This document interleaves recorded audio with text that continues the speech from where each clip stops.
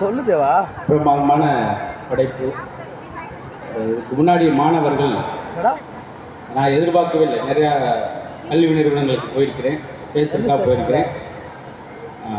இவ்வளவு படைப்புகளை செஞ்சது குழந்தைகள் பார்த்தீங்களா, எல்லை மீறிய ரொம்ப எக்ஸ்ட்ரீம்லியாக வந்து அந்த சிலம்பம் சுற்றினதாக இருக்கட்டும், குழந்தையெல்லாம் ஃபயராக இருக்குன்னு சொல்லுவோம். ஆனால் அங்கே ஃபயர் டான்ஸில் அத்தனை வெரைட்டி காமிச்சாங்க. அதை விட யோகா பண்ண குழந்தைகள், எல்லா குழந்தைகளும் பெருசாக பாராட்ட வேண்டும். மித்த இடங்களில் வந்து ஸ்போர்ட்ஸ் டே, ஆனுவல் டேன்னா ஒரு 2 டான்ஸ் இருக்கும், அவ்வளோதான் இருக்கும். ஆனால் அதுக்கு மேலே போய் நிரம்ப நிகழ்ச்சினால மேடைக்கு வருமா என்னன்னு யோசிச்சு அந்த அளவுக்கு நம்மளுக்கே ஒரு தாழ்வு மனப்பான் வர மாதிரி. இன்னைக்கு உள்ள குழந்தைகள் எவ்வளோ வேகமாக இருக்காங்க, எனர்ஜெட்டிக்காக இருக்காங்க. ஒரு நிகழ்ச்சி கட்டில் கேப் கூட கொடுக்கல பாருங்க, அவ்வளோ ஃபாஸ்ட்டாக ரொம்ப வேகமாக. மயிலாட்டம், ஒயிலாட்டம் எல்லாம் இருந்துச்சு. ஆனால் பித்தலாட்டம் கிடையாது இந்த பசங்க. அதான் ரொம்ப முக்கியம். நான் இந்த பகுதியில் இது வரைக்கும் வந்ததில்லை. 20 வருஷம் 2005 முதல்ல கலக்கப்பியாரில் பேச ஆரம்பித்தோம். 20 ஆண்டுகளில் எனக்கு தெரிஞ்சு கும்மிடிப்பூண்டி பக்கம் வந்து நினைக்கிறேன். முதல் முறையாக அழைத்துட்டு வந்து பெருமை சேர்த்திருக்கக்கூடிய நம்முடைய பெருமைக்குரிய டிஜேஎஸ் பப்ளிக் ஸ்கூலுடைய 7ஆம் ஆண்டு. இந்த 7க்கு ரொம்ப பெரிய சிறப்பு இருக்குது. 7ஆம் அறிவுன்னு சொல்லுவோம். 7 ஜென்மத்துக்கு நீங்கள் தான் சொல்லுவோம். ஆனால் வந்து ஒரு 7ஆம் ஆண்டில் கிட்டத்தட்ட ஒரு 1/4 நூற்றாண்டை கடந்த ஒரு பள்ளி நிர்வாகத்தினுடைய ஆண்டு விழா மாதிரி அவ்வளோ பெருமையான பெரிய கூட்டம். நேற்று ஒரு ஸ்கூலில், தேனி பக்கத்தில் ஒரு ஸ்கூலில் பேசினேன். இருந்தாலும் பெரிய பேரண்ட்ஸோட அழகாக குழந்தை, இத்தனை குழந்தை கூட சலசலப்பில்லாமல் ரொம்ப நேர்த்தி அந்த விழாவை செஞ்சுருக்காங்க. அதுக்காக நன்றி சொல்லணும். வரவேற்கிறதுலேருந்து எல்லாமே முறையாக இருந்துச்சு. உண்மையிலே விழாவினுடைய மேடையில் இருக்க எல்லாருக்குமே நான் ஒரு நன்றி சொல்லிக்கிறேன். அந்த நிரம்ப இருக்குது. ஏன்னா எனக்கு கொடுக்கப்பட்டிருக்க நேரம் குறைவு. அதுபோக நான் ரொம்ப நேரம் பேசினேன். அந்த குழந்தையெல்லாம் என்னை ஒரு மாதிரி சவிச்சிக்கிட்டே இருப்பாங்க. ஒரு ஸ்கூலில் ரொம்ப பேசிட்டேன். ஒரு பையன் கோழி முட்டை எலுமிச்சம்பழத்தை வச்சு செய்வனே வச்சுட்டேன் எனக்கு. அதனால தான் நான், ஏன்னா பேச பேச சில பாரதியார் கட்ட போட்டுருப்பேன். ஒரு பக்கம் மீசை மட்டும் தொங்கிக்கிட்டே போகும். என்னை திட்டுவாங்க, ஏம்மா முடிங்க அங்கிள், கிரீட்டம்லாம் கலண்டு விழுது அப்படின்னு. அதனால் பசங்களுக்காக நான் விரைவாக முடிக்கணும். அது ஒரு சூழல். நீங்களாம் இந்த நேரத்தில் ரொம்ப மகிழ்ச்சியாக இருக்கணும். நாங்கள் படிக்கும்போதெல்லாம் இவ்வளோ பெரிய மேடை எங்களுக்கு கிடைக்கல. ஆனால் நம்ம பசங்களுக்கு கிடைச்சிருக்கு. அந்த பசங்களும் சரியாக அதை பயன்படுத்தியிருக்கிறார்கள். நீங்கள் தான் அப்பப்போ கைதட்ட யோசிக்கிறீங்க அந்த குழந்தைகளுக்கு. எனக்கு கைதட்ட வேணாம். நான் எனக்கு 20 வருஷமாக அப்படி போய்கிட்டு இருக்கேன். கைது ஆளே இடத்துல 1/2 மணி நேரம் பேசுவேன். அதுக்காக சுடுகாட்டில் உட்காந்து பேசி நினைக்காங்க. சொல்கிறேன், நான் பேசாத ஒரே ஒரு மேடை தூக்கு மேடையில் தான் பேசுகிறேன். ஆமாம், 10 வரைக்கும் அம்மா டிஜே வேலை. பார்த்தீங்களா, ரொம்ப பெருமையான மேடை இது. ரொம்ப பிரம்மாண்டமாக இருந்தது. எனக்கு ஒரு நல்ல சூழல். இந்த குழந்தையுடைய மிகச்சிறந்த ஆற்றலை பார்ப்பதற்கு நீங்களாம் இப்போ என்ன செய்யணும்னா, அடுத்து இந்த குழந்தைகள் மேடைக்கு வரும்போது அது பெருசாக டான்ஸ் பண்ண தேவையில்லை. ஏன்னா குட்டி குட்டி குழந்தைங்க பெருசாக வந்து அவங்க பெர்ஃபார்மன்ஸ் பண்ண தேவையில்லை. இவ்வளோ பேர் இருக்கிற இந்த சபையில், இவ்வளோ லைட்டுக்கு மத்தியில் அந்த குழந்தைகள் மேடையில் வந்து நிற்கிறதுக்கே நம்மளாம் கைதட்டோம். அதான் விஷயம்.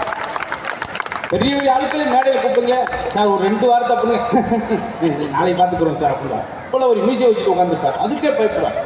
கீழே இருந்து பார்க்கும்போது மேடை ஈஸியாக இருக்கும். அன்றைக்கி பேசிக்கிட்டே ஒரு குட்டி பை வந்து என் காலை சொரிஞ்சிக்கிட்டே இருந்தான். அங்கிள், நீங்கள் அப்பா மாதிரியே பேசுகிறீங்க அங்கிள். ஓ, உங்கள் அப்பா அவ்வளோ ஜோக்காக பேசுவாரா அப்படின்னு. இல்லை, உங்களை மாதிரி தான் வளரிக்கிட்டே இருப்பார் அப்படின்னு சொல்லி அவன் வீட்டுக்கு போயிட்டான். ஆச்சரியமாக இருக்கும். இந்த குழந்தையோட அறிவாற்றலை எவ்வளோ வேணாலும் பேசலாம் சார். 85 வயசு பாட்டி உட்காந்துருக்கு. ஓடி போய் இப்படி பாட்டி பின்னாடி 2 போய் கண்ணை மூடினான். ஏப்பா என் கண்ணை மூடுற அப்படின்னு. நீ கண்ணை மூணாத்தான் சொத்தம் எனக்கு கிடைக்குமாமே அப்படின்னா. 4 பேர் வச்சுருக்காங்க சார். இதுக்காக நான் 600 கிலோமீட்டர் மதுரையிலேருந்து வந்திருக்கேன். அந்த 4 பேர் தான் சிரிப்பாங்க தெரிஞ்சா நான் அந்த வாட்ஸ்அப்லேயே அந்த ஜோக்கு அனுப்பிச்சி விட்டுருக்கேன். அதனால் தாய் குழந்தைங்களாம் ரொம்ப மகிழ்ச்சியாக இருக்கும். பெண்களுக்கு பொன் நகையை விட புன்னகை தான் அழகு. எவ்வளோ பெரிய பாயிண்டை சொல்லியிருக்கேன். ஒரே மயானமே கிடந்த எப்படி சார், எவ்வளோ கலகலப்பாக வரும், எவ்வளோ பிரம்மாண்டம். என்னை வரவேற்கோட பாருங்கள், அப்படி துண்டு போட்டு. இதெல்லாம் வந்து தமிழுடைய பண்பாடு. சில இடத்துல ஒரு ஆள் என்னை பொன்னாடை போத்த அப்படின்னு சொல்லி பட்டார்ந்து இந்த துண்டை உதறிட்டு அதுக்கு கீழே இருந்த பேப்பர் எனக்கு பொத்திட்டு துண்டை அவர் கொண்டு போயிட்டார். நியூஸ் பேப்பரில் பூரா நியூஸாக படிச்சுக்கிட்டே உட்காந்துருக்காங்க பக்கத்தில். இங்கிட்டு கொஞ்சம் திரும்ப சார் அடுத்த நியூஸை படிப்போம். அது மாதிரி இல்லாமல் சிரிக்கும் போது மட்டும் 1 நிமிட சிரிப்பு 1 கிராம் தங்கத்தை விட விலை உயர்ந்தது. கடைசியில் பிச்சைட்டு கைதட்டை வாங்கி நான் இதை மதுரைக்கு கொண்டு போய் நான் சோறு வாங்கி அரிசி வாங்கி பொழப்ப ஓட்டேன். கல்லங்கோட இல்லாமல் சார். இப்போ பாருங்கள், உடனே சிரிக்கிறாளுக்கு 110 வயசு. ஒரு விஷயத்தை காதில் கேட்டு உடனே மூளைக்கு செலுத்தி வாய்மொழியா உடனே 4 செகண்டில் சிரிக்கிறவனுக்கு 110 வயசு. அப்படியே பருக்குன்னு முழிக்கிறாளுக்கு பங்குனி 13 பார்த்துக்கணும். 110 வேணுமா பங்குனி 13 நீங்கள் முடிவு பண்ணிக்கணும். ஏன்னா அந்த குழந்தைகள் வந்து சாதாரண விஷயம். வாத்தியார்களை ரொம்ப பாராட்டுங்க. ஏன்னா கோரியோகிராஃப் பண்ணியிருக்க டீச்சர் பெருமக்கள் உலகத்திலே லஞ்சம் இல்லாத ஊழல் இல்லாத இளநீரை போன்று தூய்மையான ஒரு தொழில் ஆசிரியர் தொழில். அவங்களுக்கு ஒரு பெரிய சாதாரண விஷயம். தான்கிட்ட படித்த பிள்ளை வளர்ந்து பெருசாக வரும்போது பெருமைப்படுற ஒரே ஆள் அவுட்டர். ஆனால் நம்ம நண்பர்கள் அப்படி இருப்பானா, திடீர்னு யமகா வாங்கியிருக்கான், இவன் எலுமிச்சம்பழத்தை மந்திரிச்சு வச்சு அவன் டூலில் கீழே வந்து கிடப்பான். இப்படி தான் நடந்திருக்கு. அது மாதிரி பாராட்டுற ஒரு அருமையான குணம். இந்த குழந்தைகளுக்காக ஒரு ஏற்பாடு எடுக்கிறோன்னா, குழந்தைகள் பெரிய அறிவாற்றல் நம்ம மாதிரி கிடையாது. நம்மளாம் 5 கொஸ்டின் கொடுத்து 2க்கு ஆன்சர் எழுதுனா அதுவுமே தெரியாது. ஆனால் இன்னைக்கு 5மே எழுதுறான், ரைட்டு மாதிரி எழுதுறான் சார். 2ஆம் குலத்துங்க சோழன் யார்? 3ஆம் குலத்துங்க சோழனுக்கு மூத்தவன். வாத்தியார் மண்டை சொல்லிட்டே உட்காந்துருக்காரு. என்னையா ரைட்டு மாதிரி எழுதிருக்கான்? ஆமையா, எனக்கும் பயமா இருக்கியா. ஆச்சரியப்படுத்துவாங்க. சிமெண்ட் பொருள்கள் எதை கொண்டு தயார் செய்யப்படுகிறது? அதுக்கு ஆன்சர். சிமெண்ட் பொருள்கள் எதை கொண்டு தயார் செய்யப்பட வேண்டுமோ அதை கொண்டு தான் தயார் செய்யப்படுகிறது. வாத்தியார் சட்டையை கிழிச்சு தெருவில் ஓடுறார். ஐயோ அதை ஓட்டுறியா, எதையே கொள்ள சார். இதுவும் ஒரு வகையான அறிவு சார். அப்படியே குருட்டு மனப்பாடம் பண்ணி பேப்பரில் கொண்டு வந்து மார்க் எடுக்கிறது ஒரு வகையான கலை. ஆனால் சுயம்பாக எழுதுகிற இந்த மாதிரி கலைஞர் தான் பெரிய படைப்பாற்றலாக, பெரிய இயக்குனராக, படைப்பாளியாக வந்து தேசிய விருது வாங்குற அளவுக்கு வர்றது இந்த மாதிரி பசங்க. அவங்களையும் பாராட்டுறேன். ஊதி பெருசாக்கணும்னு சொல்கிறோம் பார்த்தீங்களா? பின்னாலாம் கேட்குதாக்கா? உங்களுக்குலாம் கேட்குதா?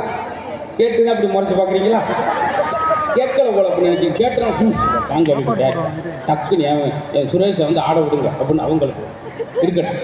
ஏன்னா முதல்ல நான் எல்லாருக்கும் தமிழ் தெரியுமா? முதல்ல அதை நான் கேட்டுக்கிறேன். நல்லது. போன மாதம் 3/4 மணி நேரம் பேசிட்டு எப்படி இருக்கு அப்படின்னு கேட்டேன் கூட்டத்தில். தலை கட்சி குன்காவும் அப்படின்னா அப்புறம் சண்டிகார்கிட்ட பேசியிருக்கேன். சண்டிகார் உத்தரப்பிரதேச கோச்சிட்டு 1 மணி நேரம் பேசி என் புலப்பு பார்த்தீங்களா எப்படி இருக்குது. அதனால தான் முதல்ல கேட்டுக்கிறேன். பிரமாதம். இந்த இடத்துல பார்த்துரும். ஆண்கள் பெண்கள் இருக்கீங்க. முதல்ல பெண்கள்கிட்ட ஒரு கொஸ்டின், ஆண்கள்கிட்ட ஒரு கொஸ்டின் கேட்டு அந்த பசங்களை பற்றி 2 விஷயம் சொல்லிவிட்டு அப்புறம் நம்ம குழந்தையோட பெர்ஃபார்மன்ஸ் எல்லாம் பார்ப்போம். இதே மனைவி தான் எனக்கு 7 ஜென்மத்துக்கு மனைவியாக வரணும்னு ஆசைப்பட்றேன் அப்படின்னு சொல்கிற ஒரு ஆம்பளை கைதுக்கு பார்ப்போம். பார்த்தீங்களா? பரவாயில்ல. கூட்டத்தில் ஒரு 2 பேர் தூக்கினாங்க. பரவாயில்ல, அவங்க தான் தூக்கியிருக்காங்க. உத்து பார்த்தா பக்கத்தில் சம்சாரம் தூக்கு அங்கே ஒருத்தர் பேசிக்கிட்டு தான் பரவாயில்ல ஒழிச்சுட்டு வந்தாங்க. ரிமோட் ஊர் அங்கே தான் இருக்கு. ஆனால் ஒரு 7-8 பேர் கை தூக்கியிருந்தாங்க. கை நல்லா தூக்கியிருக்காங்க. முகத்தை பார்க்கணும். ஒரு ஜென்மம் எடுக்குன்னு கேட்டுக்கு 7 ஜென்மம் 3 உசுரம் வாங்குறக்கா. ஐயோ ஏப்பா நீ வேற அப்படின்னு என்னை வகுக்கிறதோட பார்க்குறாங்க. கை தூக்கியிருக்கு, முகம் சுருங்கிருக்கு. இதே கேள்வி இப்போ பெண்களுக்கு கேட்கப்போம். இதே என்னுடைய வீட்டுக்கார் தான் எனக்கு எல்லா ஜென்மத்துக்கும் கணவராக வரணும் அப்படின்னு நான் வேண்டாத கோயிலில் வழிபடாத சாமி இல்லைன்னு சொல்கிற தாய்க்களும் கை தூக்கில பார்ப்போம். அத்தை என்ன துமுன்னு ஆரம்பிச்சிட்டீங்க. பார்த்தீங்களா? சொன்ன உடனே ஒரு 30 பெண்கள் வெறும் கை மட்டும் இல்லை சிரிப்போட. ஏன் தெரியுமா? இந்த மாதிரி கிறுக்கு போய் எனக்கு கிடைக்க மாட்டேன் சார். 3 மணிக்கு பால் வாங்கிட்டாலும் கொடுக்கணும் சைக்கிள் எடுத்துட்டு ஓடுவானே. அவன் கிடப்ப மாவாட்டுவான், தோசை ஊற்றுவார், ஃப்ரிட்ஜ் எடுத்து போய் க்ளீன் பண்ணி வைப்பார். ஆண்களும் செய்வா. பார்த்தீங்களா? இப்படி தான் சார் அழகு. இப்போ தான் நீங்கள் வந்து இந்த இடமே கோயில் மாதிரி ஆயிடுச்சு. கோயில் இல்லா ஊரில் குடியிருக்கக்கூடாதுன்னு சொல்லுவாங்க. ஆனால் இன்றைக்கி பள்ளிக்கூடம் இல்லாத ஊரில் தான் குடியிருக்கக்கூடாது. இந்த மாதிரி நம்ம கும்மிடிப்பூண்டி பகுதியில் இருக்கக்கூடிய எல்லா பெருமக்களுக்கும் கிட்டத்தட்ட கல்வி குழுமமாக இன்ஜினியரிங் காலேஜாக இருக்கட்டும், மெடிக்கல் காலேஜாக இருக்கட்டும், ஆர்ட்ஸ் காலேஜ், பாலிடெக்னிக் சொல்லி எல்லாரும் பாருங்க. இந்த மேடையில் கூட அந்த யோகா சொல்லி கொடுத்தவங்க இதே ஸ்கூலில் படித்து இங்கேயே யோகா மாஸ்டர், சிலம்பம் சொல்லி கொடுத்தோம். அப்படி இந்த கலைகள் வந்து இவ்வளவு வெறும் கல்வியை மட்டும் சொல்லித்தர்றது சரியான கல்வி நிறுவனமாக இருக்கா? கல்வியோடு சேர்ந்து கலையும் எந்த கல்வி நிறுவனம் சொல்லித் தருகிறதோ அதான் டிஜேஎஸ்னுடைய முக்கியமான பெரிய சிறப்பு. அதற்காக எல்லாரும் கைதட்டி அந்த கல்வி நிறுவனத்துக்கு ஒரு பெரிய எல்லாமே பண்ணாங்க. எனக்கு தெரிஞ்சு குரல் வித்தை மட்டும் தான் பண்ணலை மேடம். தீய முழுங்குறாங்க, தீய ஒருத்தர் பச்சை பச்சைகள் சாப்பிட்டுட்டு போகிறாங்க பாட்டுக்கா. பார்த்தீங்களா, ஆச்சரியப்படுத்துகிற பார்த்து என்ன வயசு பாரு. நான் மேடை ஏறி பேசும்போது கலக்கப்பேரில் எனக்கு வயசு 25. பார்த்தீங்களா, 6 வயசு 7 வயசு குழந்தையெல்லாம். ரொம்ப அழகான மேடை. இதுதான் நான் நல்லா படிச்சிருந்தேன். படித்து எனக்கான ஒரு அங்கீகாரம் கிடைக்காதப்ப என்கிட்ட இருந்த கலை இன்னைக்கு 104 நாடுகள் இந்த 17 வருஷத்தெல்லாம் போயிருக்கேன்னா அது என்கிட்ட இருந்த ஒரு சின்ன அதுதான் இந்த மேடையில் வெறும் மாணவர்களை கல்வி சார்ந்த மாணவர்கள் ஒரு பக்கம் இருந்தால் கூட கலை சார்ந்த திறமைசாலியாக இருக்கின்றதுக்காக இந்த மேடை ரொம்ப அழகான மேடையாக இருந்தது. தொடர்ச்சியாக இந்த மாணவர்கள் மேடைக்கு வரும்போதெல்லாம் நீங்கள் கைதட்டி அவங்க உற்சாகப்படுத்துங்க. ஏன்னா எந்த குழந்தையும் பயன்படாதவர்கள் அல்ல, அவர்கள் பயன்படுத்தப்படாதவர்கள். இங்கே பயன்படுத்தியிருக்காங்க எல்லா குழந்தையும். அதே போல் பேரண்ட்ஸ் எல்லாம் வந்து ஆசிரியர்கிட்ட உங்கள் குழந்தைய முழுசாக ஒப்படைக்கும். என் குழந்தைய அடிச்சிடாதீங்க அப்படிலாம் சொல்லாங்க. ஏன்னா என்னைக்கு வாத்தியார் பெரம்பை கீழே வச்சாரோ அன்னையிலேருந்து போலீஸ்காரங்க கையில் பெரம்பு எடுக்கிற சூழல் வந்துடுச்சு. அதுக்காகத்தான் ஆசிரியரிடத்தில் முழுமையாக உங்கள் குழந்தைய ஒப்படைக்கும். சிற்பி ஒரு கருங்கல்குள்ளேருந்து எப்படி சிற்பத்தை உண்டு பண்ணுறாரோ அது மாதிரி உங்கள் பசங்களை ஒரு நல்ல சிற்பமாக ஆக்கி 10th + 2 உங்கள்கிட்ட ஒப்படைக்க வேண்டிய பொறுப்பு அவங்க சிற்பியாக இருக்கக்கூடிய ஆசிரியருக்கும் இந்த கல்வி நிறுவனத்துக்கு எவ்வளவு பிரம்மாண்டப்படுத்தி நல்ல மேடையை கொடுத்து அவங்கள பேசுகிறவங்க பேசுங்க, ஆடுறவங்க ஆடுங்க, யோகா பண்ணுற பண்ணுங்கன்னு சொல்லி எல்லா கலையும் மேலே கொண்டு வராங்க. நீங்களும் நல்லா அழகாக சிரிக்கிறீங்க. அதுதான் இருக்கணும். சிரித்து கைதட்டி இந்த விழாவை சந்தோஷமாக டென்ஷனே இருக்கக்கூடாது. நான் ஒருத்தங்க பார்த்து கேட்டேன், நீங்கள் அடிக்கடி டென்ஷன் ஆவீங்களாமா சார் அப்படின்னு. எவன் யார் சொல்லு அப்படின்னு ஐசோலில் படுத்து குளுக்கோஸ் அடிக்கிட்டேன். டென்ஷன் ஆவீங்களான்னு கேட்டுக்கு டென்ஷன் ஆகிட்டேன் சார். தேவையாது நம்மளுக்கு. யாரெல்லாம் சிரிப்புக்கு நேரம் ஒதுக்கலையோ அவங்களாம் டாக்டருக்கு நேரம் ஒதுக்கிறீங்க. கவனமாக இருந்துக்கணும். நல்ல மகிழ்ச்சி இசையை கேளுங்க. உங்கள் டென்ஷன் வராது, இதே நோய் வராது. டாக்டர்கிட்ட போகணும்னு தப்பாக சொல்ல. ஒருத்தெல்லாம் டாக்டர்கிட்ட உட்காந்தோடனே டாக்டர் சொன்னார், மெதுவாக கையை தூக்குங்க, அப்படியே இறக்குங்க, காலை நீட்டுங்க, புதுச்செருப்பாக இடிக்குது உள்ள மடக்குங்க, காட்டுங்க, பல்ல விளக்குங்க, வாயை மூடுங்க, மூக்கை காட்டுங்க, முடியை வெட்டுங்க, சட்டையை கலத்துங்க, இருமுங்க, தும்முங்க. 3/4 மணி நேரம் கழித்து அந்த டாக்டர் அவனை பார்த்து கேட்குறாரு, என்ன செய்யுது? அவன் சொன்னால் என் பொண்ணுக்கு சடங்கு பத்திரிக்கை கொண்டு வந்தேன் சார் அப்படின்னு. பொசக்கட்டவனே முதலே சொல்ல வேண்டியானியா, நீ முதலே கேட்க வேண்டியானியா, காலை நிட்டு கையை நிட்டு ஒரே தான் நீட்டிக்கிட்டே போகிறேன். பார்த்தீங்களா, இது நம்மளுக்கு தேவையா சார்? என் ஃப்ரெண்டெல்லாம் சும்மா அடிவத்தில் சுருக்கு சுருக்குன்னு சொல்லி தான் போனேன். டாக்டர் அடிவத்தில் சுருக்கு அப்படி சொல்லக்கூடாதுன்னு குப்பரக்கை போட்டு 16 தையல் போட்டு செம்பில் தண்ணியை கொடுத்துருக்காரு, இதை குடிங்க போட்டு. டாக்டர் இப்போ தானே இத்தனை தையல் போட்டுங்க, எதுக்கு இவ்வளோ தண்ணி குடிக்க சொல்கிறீங்க? குடிங்க, எங்கேயாவது ஒழுகுதான் பார்ப்போம் அப்படின்ட்டுருக்காரு. அதுக்கு முன்னாடி ஒரு கொத்தனார் இருந்திருக்காரு சார். பார்த்தீங்களா, எதுக்கு தான் சொல்கிறேன் பாருங்கள். முன்னெல்லாம் பெரியவங்க சொல்லுவாங்க பார்த்தீங்களா, நேற்று இருந்தவே இன்றைக்கி இல்லைங்க, இன்றைக்கி இருந்தவே நாளைக்கு இல்லை, இன்றைக்கி நைட்டில் இருந்தவே காலையில். பார்த்தீங்களா, இன்னும் மின்னல் வேகத்தை இதை பாருங்கள். முந்தின நாள் காஷ்மீரில் கல்யாணம் ஆகி 3ஆவது நாளில் அந்த புதுமண தம்பதிகள் அந்த மனைவிக்கு ஒரு முத்தம் கொடுத்துட்டு அந்த முத்தம் உணர்றதுக்குள்ளே அவன் சுட்டு போட்டான். இப்படி நிமிஷத்துக்கு நிமிஷம் நொடி நொடி மாறுறப்ப இருக்கிறப்ப தினந்தோறும் வாழுங்கள்னு ஒரு கவிஞர் சொல்கிறாங்க. தினந்தோறும் வாழுங்கள். இந்த நேரம், இந்த நிமிடம், இந்த பக்கத்தில் இருக்க நண்பர், இந்த இடம் சந்தோஷம் நினச்சா தான் ஒவ்வொரு நாளும் சந்தோஷமாக இருக்கும். ஒவ்வொரு நாளும் வாழுங்கள், தினந்தோறும் மகிழ்ச்சியாருங்கள். நீங்கள் பார்த்தீங்களா, நோயின்றி வாழ வேண்டும் என்றால் யாரையும் நோகடிக்காமல் வாழுங்கள் ஒரு வாசம் உண்டு. அதில் எல்லாரையும் அன்பு பாராட்டி கை ஒழுக்கி சந்தோஷமாக இந்த அன்பு சிறார்களை பெருமைப்படுத்துங்க. காரணம், கற்பனை திறன் இன்னைக்கு உள்ள குழந்தைகிட்ட மாதிரி யாருக்குமே கிடையாது. அறிவு ஜீவிகள். நீங்கள் அவங்களுக்கு கோளாறு சொல்ல வேண்டாம், அவங்களே பார்த்துக்கலாம். நம்மளாம் 1 வேர்டு கொஸ்டினுக்கு 1 வரி தான் எழுதுவோம். ஆனால் இன்னைக்கெல்லாம் 1 வேர்டுக்கே 15 பக்கம் எழுதுறதா இருக்கா. ஒரு கேள்வி, கஸ்தூரிபாய் குறிப்பு எழுதுக. தெரிஞ்ச எழுதுன்னு பேசாம விட்டுறலாம். இவனுக்கு தெரியல சார், 13 பக்கம் எழுதிருக்கேன் சார். கஸ்தூரிபாய் குறிப்பு குறிச்சிருவோம். இது ரொம்ப அகலமான பாய். முதல் பாய், இந்த பாய் எடுத்துட்டு போய் மெத்தில் வச்சு எல்லோரும் உட்காந்து சாப்பிடலாம். நடுவட்ட வச்சு எல்லோரும் தூங்கலாம். மிரண்டிருக்க, என்னது தூங்குறீங்களா? அடுத்த பக்கத்தை திரும்ப அங்கிருந்து ஆரம்பிக்கிறான். கஸ்தூரிபாயின் வகைகள்: ஓலப்பாய், தார்பாய், நார்பாய், ஆபீஸ் பாய். என்னதான் சொல்ல வர்றேன் அவன் பார்த்தா கடைசி பாய் மிரட்டிட்டான். கஸ்தூரிபாய் வாஜ்பாயை விட பெரியது. அவர் கச்சம் கிடைச்ச, என்ன சார் இப்படி, உனக்காவது பரவாயில்லையா? 13 பக்கம் எழுதிருக்கியா? எனக்கு ஒரே வேலை என்னை குழப்பிருக்காயா. என்ன சார், கஸ்தூரி பாயல்ல கேள் அப்படின்னு போட்டிருக்கேன். நான் அதை யார்கிட்ட போய் கேட்பேன்? பேசாமல் ஏரியா நீ வேறு உயிரை வாங்காத. பார்த்திங்க, இதுலேருந்து என்ன தெரியுது, எல்லாருக்கும் டென்ஷன். நாங்கள் தமிழ் மீடியம் படிக்கும்போது ஒவ்வொரு கொஸ்டின் பேப்பர்லையும் ரெகுலராக ஒரு கொஸ்டின் இருக்கும். பார்த்துருக்கீங்களா? பெரியவங்களுக்கு தெரியும். செய்வினை என்றால் என்ன, சேப்பாட்டு வினை என்றால் என்ன, இதான் கேள்வி. ஆன்சர் எழுதியிருந்தேன், வாத்தியார் ஓடிட்டார் உறவு. படித்து பார்த்து எழுதியிருக்கேன்.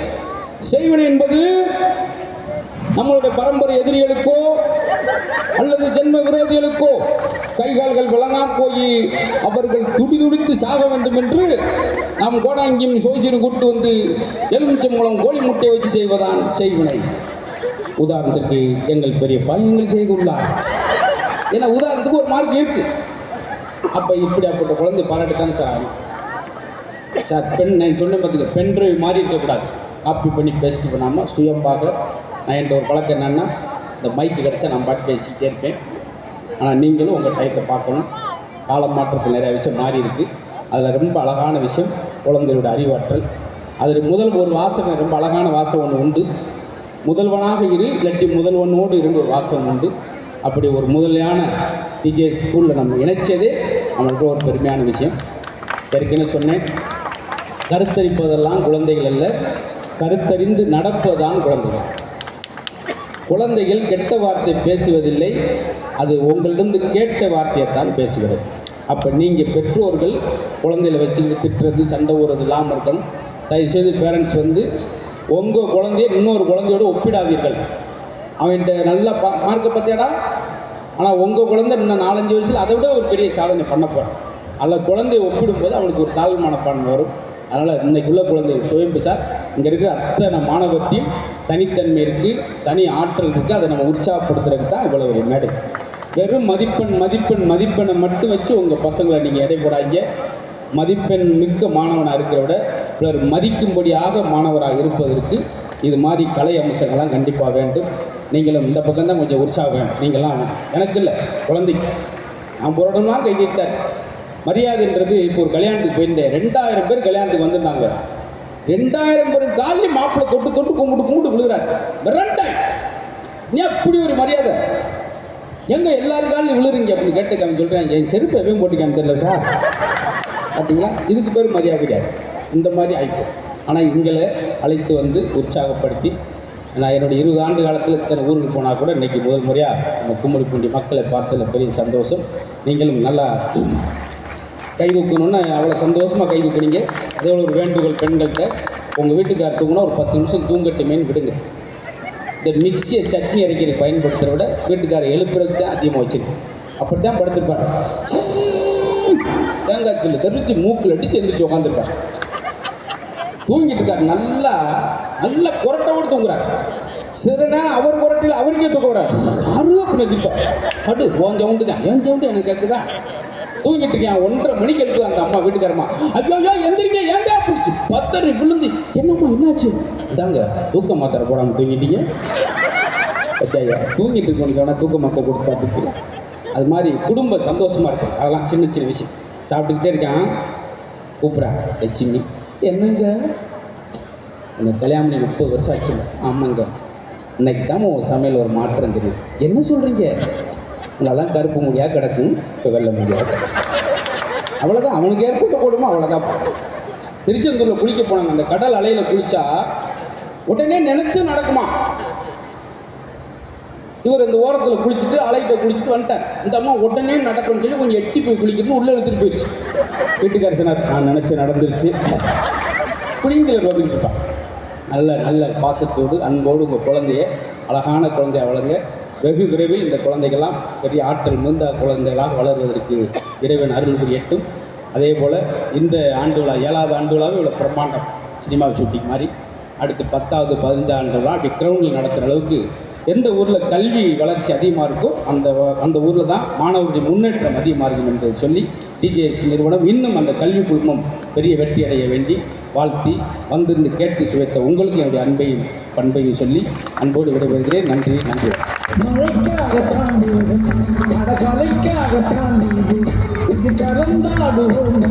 மகனே